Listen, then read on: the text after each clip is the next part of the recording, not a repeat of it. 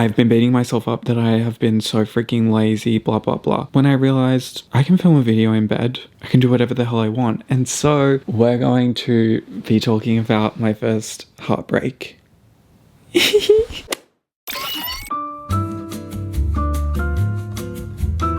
I might regret putting this on the internet, but I don't care because you only live once. I'm 25 now. There's been a necessary amount of distance and time since this period of my life to reflect on it and tell the story without immediately crying. Anyway, get comfy. If you want to get into bed, do it, because this is how I'm filming the video, okay?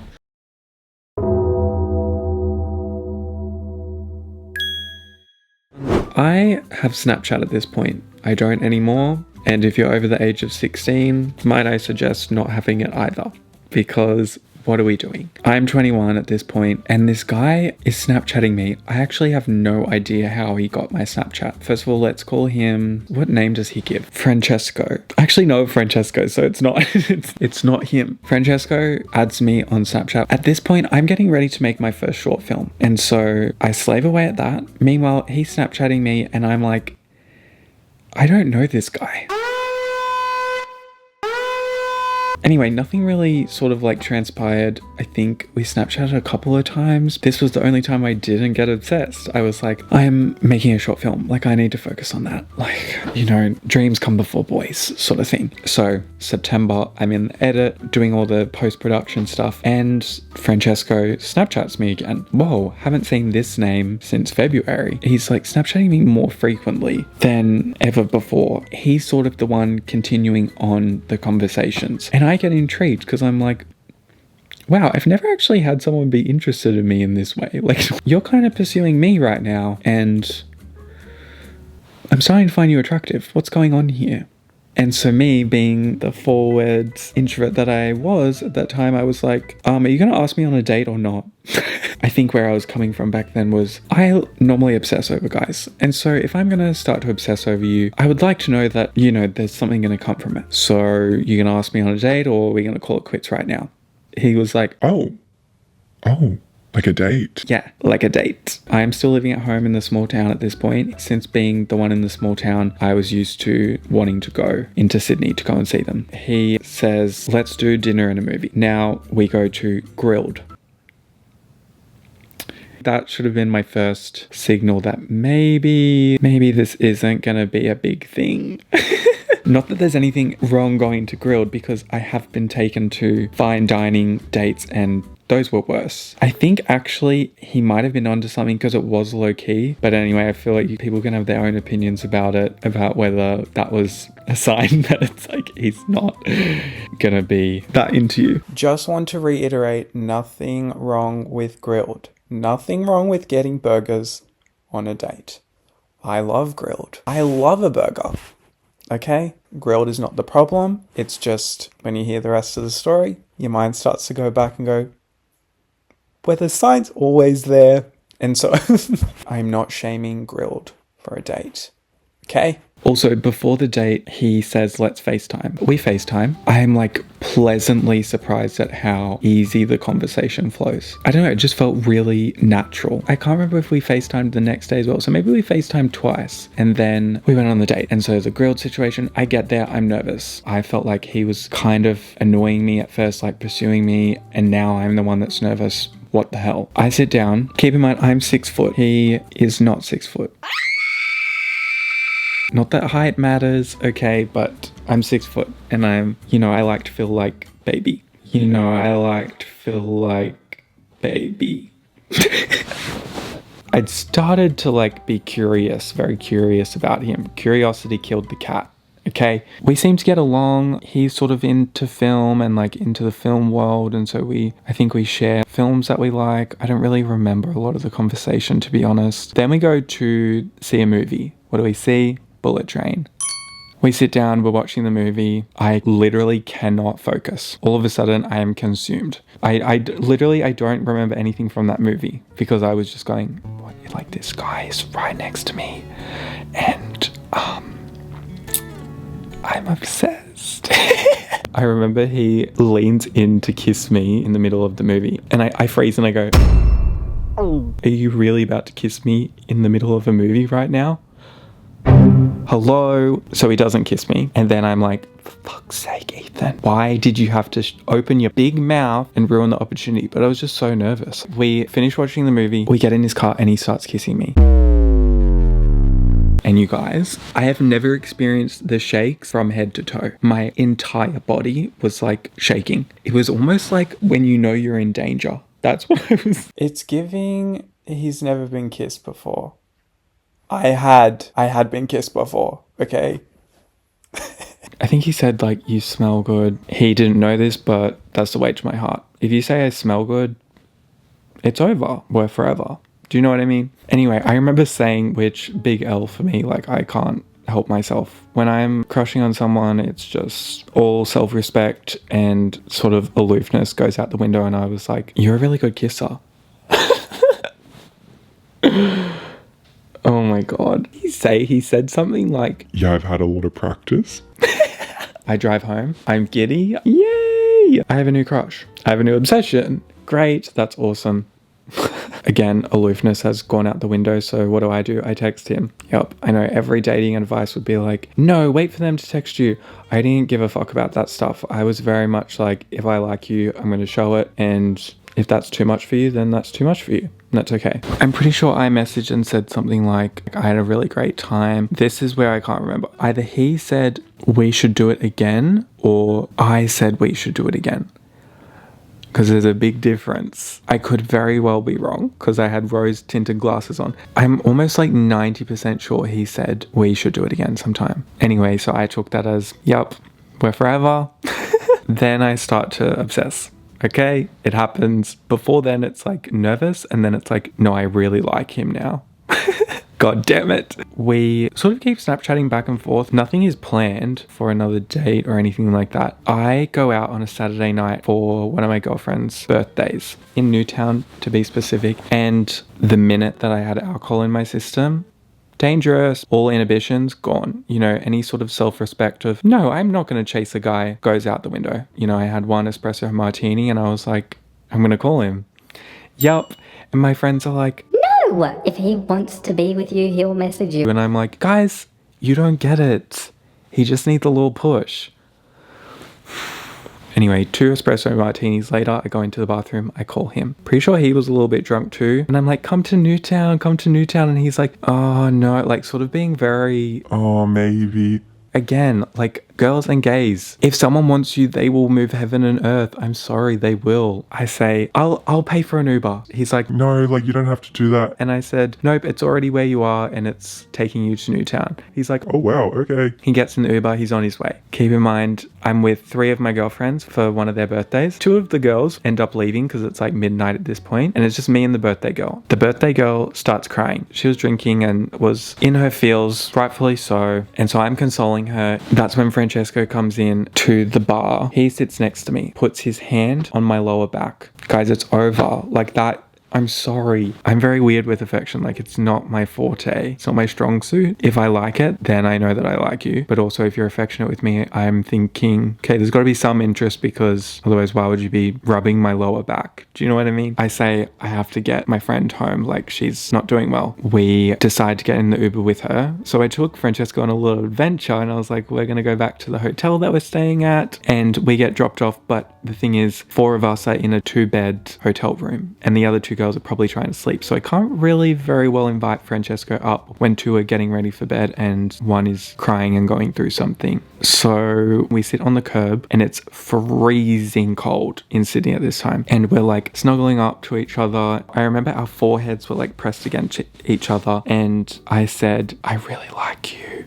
And he said, I like you too. or something along those lines. Not to say that I wouldn't have continued being obsessed, because I have a track record, I know, but I'm a hopeless romantic, okay? Can't help it. I've got a Pisces Venus. If you understand astrology, you'll understand why I am the way that I am. But if he had said, like in that moment, Yeah, I'm not feeling it. maybe it would have still hurt, but maybe I wouldn't have gone down such a rabbit hole later on. Do you know? Anyway, I'm still not blaming him. Being gay is confusing enough, honestly. Being in your early to mid-20s, it's like, I don't know what the fuck I'm doing. So no ill will. Anyway, he says, do you want to come back to mine? again, another tell that I was like, wait, he does like me. And so we go back to his house and immediately we hook up and it's fun. I ended up staying the night and I remember waking up being really giddy. He was also like really affectionate and like cuddly, and I remember FaceTiming my friend. She's always so funny. She's always so reactive, and I think I like panned the camera to Francesco, like he was like lying on my shoulder or had his face pressed up against mine or something, like he was close, and I panned the camera to him and then back to me and she was like, You with the guy? yep, I am. She said, Well, we're going out to brunch soon, so is he gonna drive you here? and so he drops me off and I'm giddy the whole way home, but can't stop thinking about him. Great, fuck's sake. And I have a planned trip with my dad to go to Adelaide, South Australia. I'm Snapchatting him, I'm texting him, it's like whole thing. I'm falling head over heels. I think we FaceTimed and I said, do you even like me? 2 dates in and I'm going, what are we? He basically reassured me, like he said, We literally last night. Why are you even asking that? We wouldn't have done those things if I didn't like you. and I was like, right. Right. I'm also not painting this guy out to be a villain because, like, I was, I'll admit it, I was crazy obsessive. I am no innocent person in this. I think I said, like, you could at least text me goodnight after FaceTime. I went to bed and he texted goodnight. And I was like, do you know what I mean? Like, he was taking on, he was listening to what I was saying, which is so hot. What the hell? I said it would be nice to have a text goodnight, and he did. That's so nice, right? Why do I feel like everyone's laughing at me as I go on with this story? Oh, I don't know. Maybe because you're obsessing over a guy that literally just texted you goodnight. Like, that's it. That doesn't mean shit. It does not mean he loves you. Put your phone down, Ethan, and go to bed. Anyway, that was like 4 years ago. Give me a break. He organizes another date and it's at a comedy club. I could feel him slipping. I could feel me getting more attached and him getting less attached. Whereas it started out me not really caring and it appearing that he cared more. Roles have reversed by this point. Big time. I don't know, there's just a vibe, I think, when you're on a date and you can feel like this person couldn't care less if I was there. And we're sitting down and I remember we held hands and it was nice. There's also such a thing with like gay dating. I don't know, because you just don't know what that other person has been through. Like, they could have internalized homophobia. They could be worried about what people think. I have that. I'm definitely not a PDA, super affectionate. Like, I really don't like it. That stems from fear of being called a slur, and it still happens less frequently, I will say, but it still happens. And so it definitely comes from fear. Oh wow, we're holding hands even though we have all of this probably internalized homophobia between the two of us. The last comedian we went to, it was hilarious. I had such a fun time. Like, it's funny because even though this situationship was like the death of me in some ways, the death of the love bug in me, the death of Ethan being like a simpy lover boy, but fond memories at the comedy club because that comedian actually outweighed the situationship in a way. Anyway, go back to his place, we hook up again, and then wake up and we go and get breakfast or coffee together, and it's like different vibes. Like, very different vibes. Very much giving when I had someone stay over and I didn't want them to stay over. You know, I end up leaving, driving home, goes even more quiet on his end. He definitely has pulled away by this point. Oh my God, I just remembered. So after the second day, first hookup, whatever, he FaceTimes me and basically says like, I'm not looking for a relationship. something along the lines of, I can't do anything serious or whatever. And I say, well, okay, like, we don't have to see each other again. That's fine. And he said, No, I don't want to like not see you again. code for basically it would be nice to hook up, but like, I don't want to date you. Like, that's just plain, that's just like so obvious now in hindsight. But at the time I was like, wait, he's confused. He like wants me, but he doesn't want me. No, he just wanted to hook up.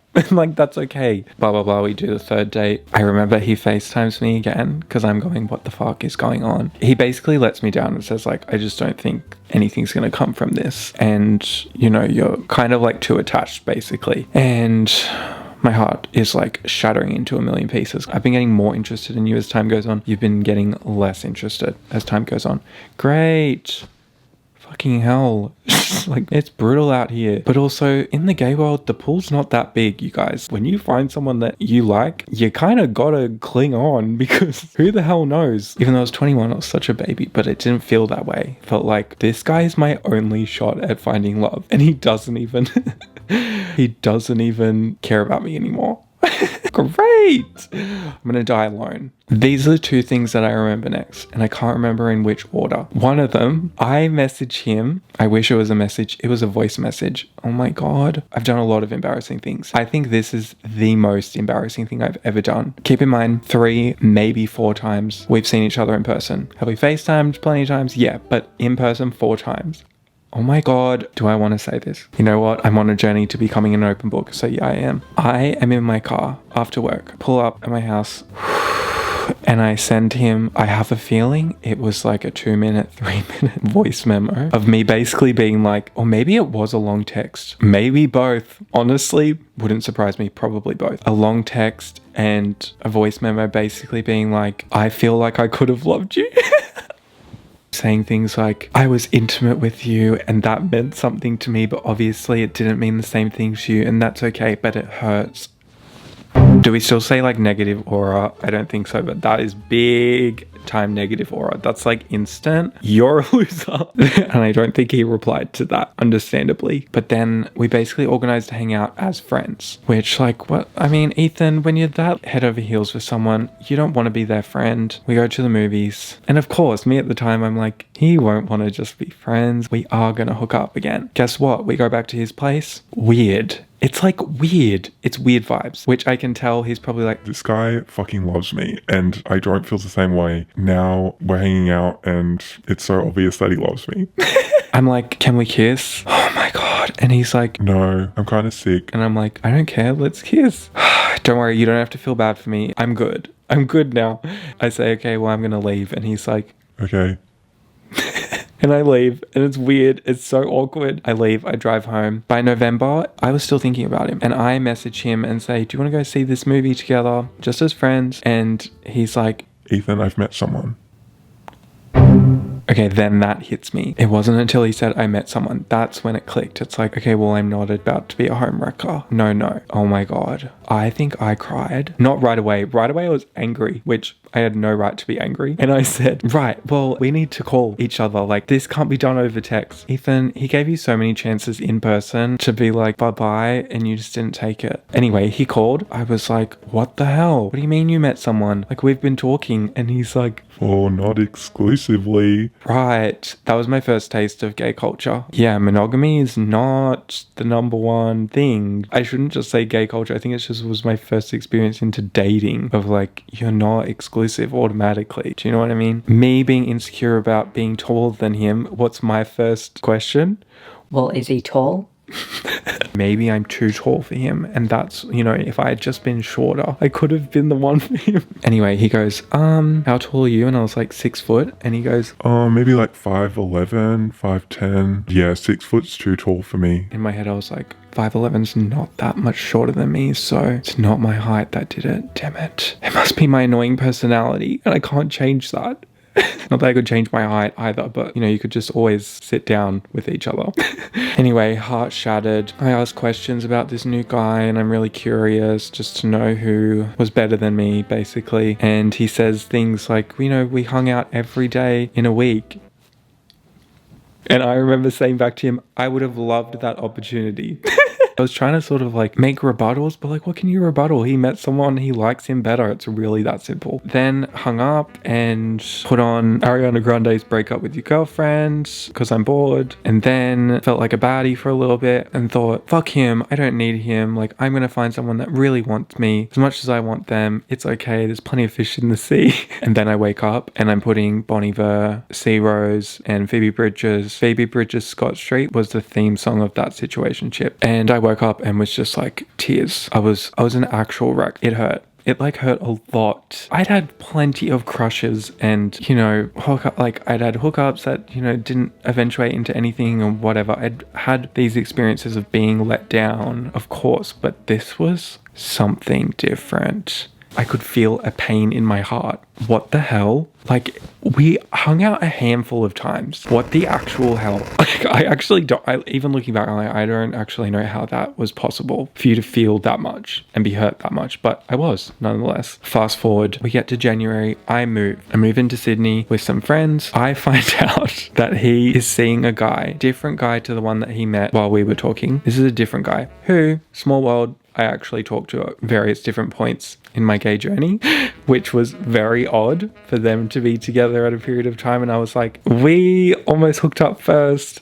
Awkward. But this particular guy, we'll call him Glenn. Glenn lived around the corner from where I moved to. So I move and I'm like not really thinking much about Francesco. And then I find out, oh, Francesco is seeing Glenn. They're together and Glenn lives around the corner from me. Awesome. I thought I was going to get over this freaking Francesco guy. No, apparently not. Anyway, we message back and forth a little bit, but like it's nothing, to write home about. And I'm sort of seeing someone at this point as well. Then in May of that year, 2023, he messages me out of the blue and I'm like, what the fuck?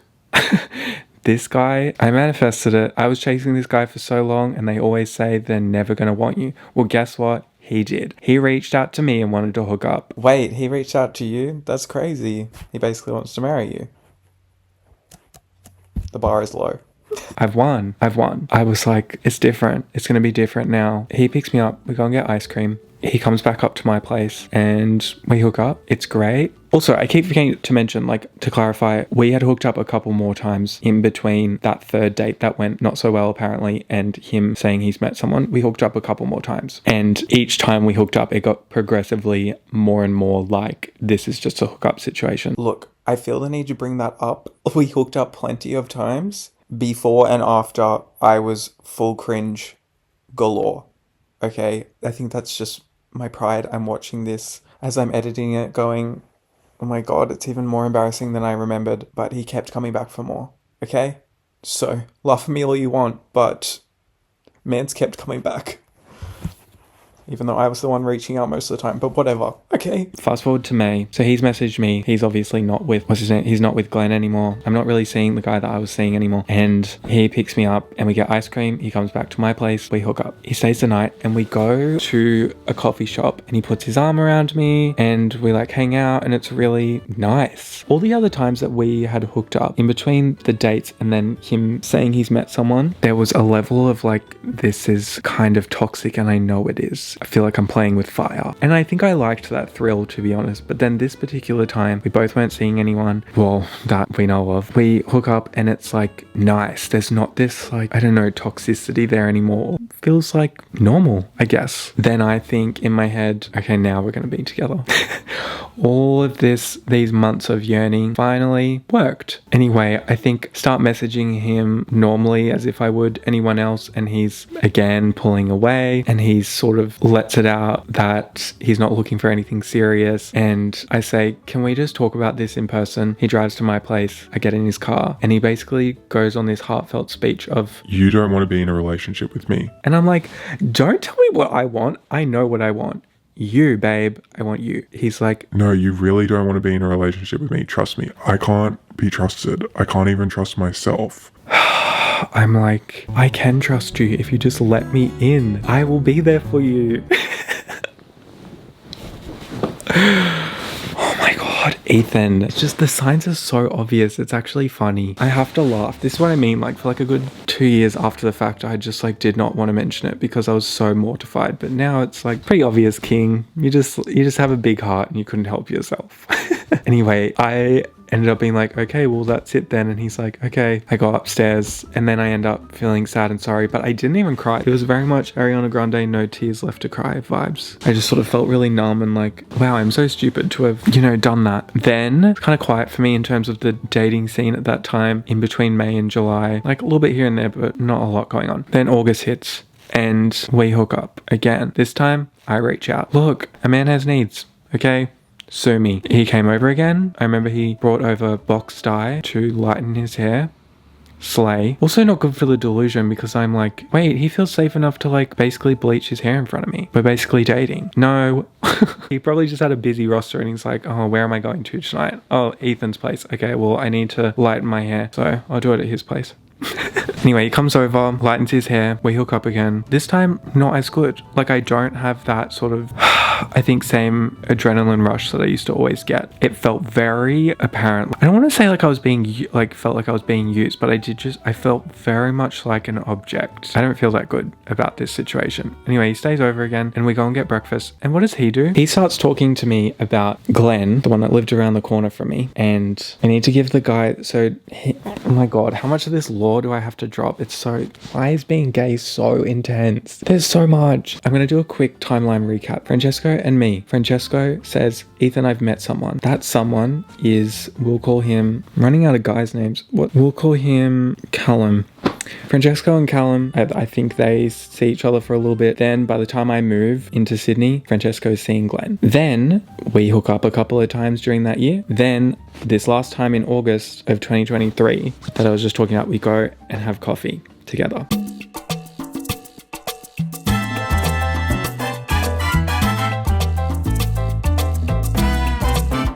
He starts talking to me about Glenn and Callum and his experiences with them, in-depth stuff. We literally just and you're talking to me about the guys that you have also been hooking up with and have chosen over me multiple times. And he's talking to me about them. That was the nail in the coffin for me. Something about that. He was going to Hawaii or something afterwards. Like, we left and hugged goodbye. And I remember walking away and thinking, yeah, that's finally, I'm done.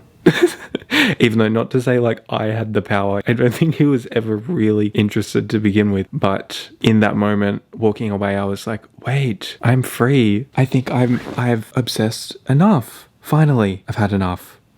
It finally sunk in that nothing's gonna happen. And so when people always say, oh my God, do whatever you can to get over them, like ignore them, ignore their texts. Yes, maybe if you want to have like some self-respect or maybe if you want to like save face, then I think sort of suppressing everything that you feel might be a good option. But if you just want to go through, like, just follow what your heart wants and what your feelings are telling you to do. Like, is it going to lead to some pain? Yeah. But also, I feel like me going through that, it was probably a year all up, obsessing for a whole year and just experiencing unrequited love. Not really love, but like, you know what I mean? I think it probably would have taken me longer to get over him if I had just suppressed everything that I was feeling, do you know? And like hidden it. And then I would have been like, maybe if I had just been more open or like told him that I liked him. I feel like that's always my mentality. If I don't tell them that I like them, or if I don't tell them how I'm feeling, maybe things could have been different. But then also you have to go through the realization of maybe telling them how you felt scared them away, but also not really, because I think if the person is meant for you, pretty hard to scare them away, or like you end up getting back together or something, do you know? Very formative. I think it did take away a lot of my lovey-dovey energy. I think it definitely taught me to chill. I just find it really interesting how much it affected me at 21, 22. But yeah, it was so rough. Oh my God. I feel so bad for younger Ethan. I'm just like, oh, he just wasn't that into you. Whether I've necessarily hooked up with them or not, whether maybe we've just been on a couple of dates, I actually don't have any, maybe that's lucky, but I really don't have any bad feelings towards them. I think probably because they know myself and I'm like, you're kind of hopeless in terms of falling for guys. And so it's kind of a bit, I want to say cringe, but I'm trying to not be so self-loathing. But I know how I can be. And so I don't really feel like you wronged me. Why did you do this to me? I feel very much like, bad luck on my part. Anyway, I hope all you guys are doing well. And I hope you think of me fondly. No need to worry. If you do have any pity for me, I'm doing okay. Not really. I'm 25 and I'm in my bed on a Wednesday afternoon. But other than that, doing great. But if you don't feel bad for me and you're just like judging me, well, fuck you. No need to judge. We can all get along in this world, okay? Anyway, if you're not those guys and you're watching this, just want to let you know I love ya. Thank you for watching my content. Maybe you relate in some way. Hopefully you don't though. It means so much to me when I get DMs from you guys saying I'm your comfort watch, or, you know, my videos are a source of entertainment for you. That's my goal. That's literally my only goal here, because can't really have any other goals because I have no idea what the fuck I'm doing. So in the midst of a quarter life crisis, it's not funny, but it is kind of funny. Funny if things get better. Not funny if I keep feeling this way. Anyway, that's kind of grim. It's not like I'm fine. I'm fine. I'm fine. Anyway, I think I'm gonna have a nap. Love y'all. Bye.